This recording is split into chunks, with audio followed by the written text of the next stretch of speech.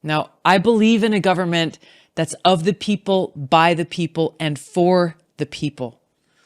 Unfortunately, today's Democratic Party does not. Instead, it stands for a government that is of, by, and for the powerful elite.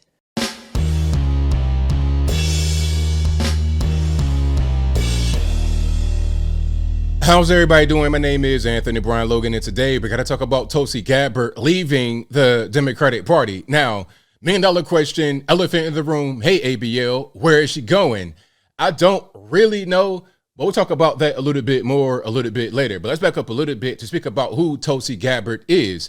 Now, obviously, she was a Democrat, and she was a U.S. House rep in Hawaii from 2013 to 2021. She ran for president in 2020 as a Democrat, did not do very well. And I think ever since the presidential run didn't work, and maybe a little bit before that, she's been going on Fox News and talking some kind of conservative talking points. Not 100% conservative, but she's been doing that, and she's been criticized heavily from her side because they're like, hey, why are you going on Fox News? Why are you talking Tucker Carlson? Are you a Democrat or Republican? What's going on? Now, I think as a result of that criticism, not being allowed to be who she is, and a few more things to talk about in a minute, she has left the Democratic Party. Now, before I go any further, let's roll the clip. This is a short clip from her upcoming podcast. And the first episode just came out today where she's speaking about leaving the Democratic Party. I'll link to this short clip and also the podcast in the description box, but let's go ahead and roll the clip. I can no longer remain in today's Democratic Party that's under the complete control of an elitist cabal of warmongers who are driven by cowardly wokeness, who divide us by racializing every issue and stoking anti-white racism, who actively work to undermine our God-given freedoms that are enshrined in our Constitution, who are hostile to people of faith and spirituality, who demonize the police but protect criminals at the expense of law-abiding Americans, who believe in open borders, who weaponize the national security state to go after their political opponents, and above all, who are dragging us ever closer to nuclear war.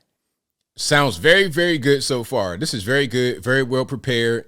I presume it was written, or she wrote it, or it was written for her. Either way, this is very, very good. I like what I'm hearing so far. But I'm going to talk about more things that are not being said right here after the clip is over with.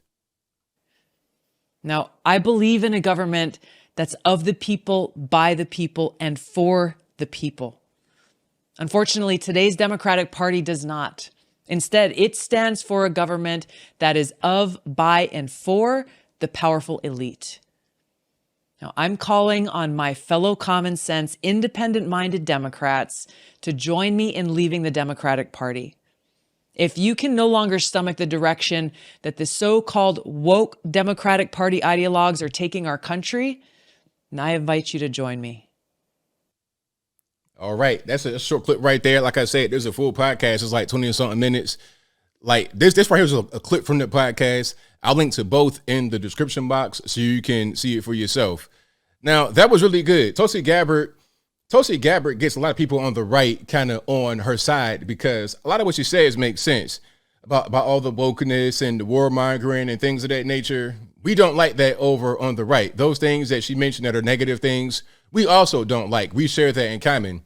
And I think Tulsi Gabbard is more of an old school Democrat. Old school Democrat. A Republican, conservative, no way. Not at all. As I said, I don't know where she's going because I watched most of the podcasts. I've read articles on the situation. I'm looking at her Twitter page, and I don't see anything on her talking about, well, I'm going to go as a Republican. I'm going to be joining, the Ted Cruz's of the world and Donald Trump's of the world. I've not seen anything quite like that. What I see is that she wants to become more independent. Now, a lot of people, they always hit me up and say, hey, man, let's get rid of the two-party system. Let's let everybody be independent. But in reality, when you look at how things will play out, it won't make any sense because on most issues, it's yay or nay. And at a certain point, if you are nay on a particular issue, like, for example, abortion, you're also going to be nay on similar issues, if that makes any sense. Gun control, abortion, immigration, these things you're also going to be yay or nay on. It's going to be pretty much the same way. And so my point is that the two-party system makes sense. It makes sense because once you get beyond that, you're getting into a third party. It just kind of undermines whoever should probably be the one that would win. Like, prime example, to make it make sense, let's say that she wants to run again in 2024 as an independent.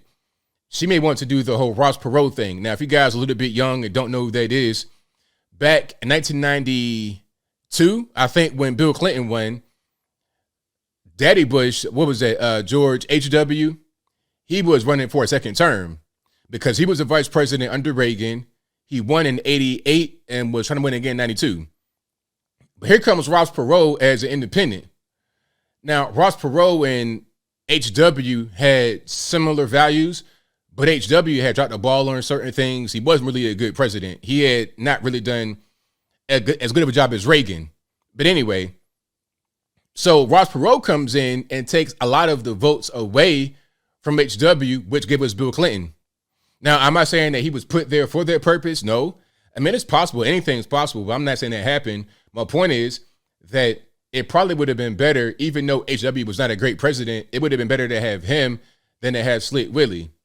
Now, knowing what we know now, I think they're pretty much the same, but still, to have conservatives in there, Republicans in there, would be better right now than having a Democrat. So let's say, for example, in 2024, they run Gavin Newsom, okay? They run Gavin Newsom. A lot of the single liberal ladies, they love him, like the way he looks. They like the Shangri-La, pie in the sky policies. Let him run. He's a big contrast from the 1,045-year-old Joe Biden, who's pretty much got 2 feet in, right? He's pretty much a cicada husk walking around animated. You understand what I'm saying? But I digress. So you run Gavin Newsom, then you run a Donald Trump. Highly controversial. The media hates him. A lot of normies hate him because the media hates him. Although before the media hated him, they loved him. Like, you know, he was a big person in their life. Picture on the wall in their bathroom, but I'm getting too deep into it. Newsom, Trump, here comes Tulsi Gabbard. Oh, she's breath of fresh air. She's a centrist. She's a moderate. I don't want to vote for Gavin Newsom because he's too far to the left. He's a California communist. And I don't like Trump either because he's brash. He's rude. He hates black people. He's a misogynist, all that in the third, right? Silly stuff. So I'll vote for Tulsi Gabbard because she seems less threatening. She seems like she makes the most sense for me as a Republican or as a Democrat. But here's the problem. When you look at the voting patterns of a Tulsi Gabbard, let's look at this tweet right here. Okay. Now, y'all can fact check this. It's not a green check, a blue check person. Y'all can fact check this. But Tulsi Gabbard is still pro-abortion, believes in universal basic income, UBI, wants to impose, quote unquote, environmental justice on our country, and is a gun grabber, right? She's not conservative at all. She's a leftist. She's more of a classical leftist, but still a leftist. Let's not get that confused at all. Let's not act like, oh, she's leaving the Democratic Party, she's going to the Republican side. She's going to be more of a centrist kind of moderate Democrat, in my humble opinion. I think, as I close, in her defense, the Democratic Party has veered away from what it once was. They've gone all the way far to the left. They become extremists. So she's pretty much been the same right there, kind of center left. But since the party has gone all the way far to the left, she finds herself kind of just in this weird space where by default she's on the right, but she's not on the right. You know, the appropriate thing to say would be she's a centrist leftist. Maybe not a Democrat as far as party affiliation because of what they believe in, but as far as her values and things that make sense traditionally, she's a center leftist. So she'll be independent, and I think usually she'll caucus with Democrats. We're talking about abortion and gun control, stuff like that. She'll go over there with them. But she may not vote on certain other issues like war in Ukraine and the border wall. She may be like a Joe Manchin. That's pretty much what it would be. And if you're going to do that, you might as well stay on the Democratic Party. He's not going to leave. Why would you leave? I think it could be setting her up for 2024 to run for president, to go against Trump and Gavin Newsom. But I think I'll leave that right there for now. And what say you? How do you feel about Tulsi Gabbard leaving the Democratic Party? Is she going to go to the Republican Party? Is she going to be independent? How is she going to vote? Is it going to pretty much be a Democrat voting pattern with a little bit of difference, like a Joe Manchin? Will it even be to the level of a Joe Manchin? Will she be even more of a leftist than him? Whatever your thoughts are, y'all let me know in the comments below. You guys should know where I'm at. Tulsi Gabbard is cool, but still a leftist. I would not vote for her at all at any point in time because I still see that she has certain values that I just don't like. Okay, and it's just really that simple. And I don't think she would even be over on the right to vote for her. Okay, I think, like I said, if she's running for president, I'm not in Hawaii or anything, so I couldn't vote for her there. But for a president, never, ever, ever, because she's too much of a moderate. And I need somebody that's going to be one way or the other, not riding the fence. But whatever your thoughts are, please let me know in the comments below. And that's all I got to say for this video. If you like what you heard, please comment, rate, share, and subscribe. Peace.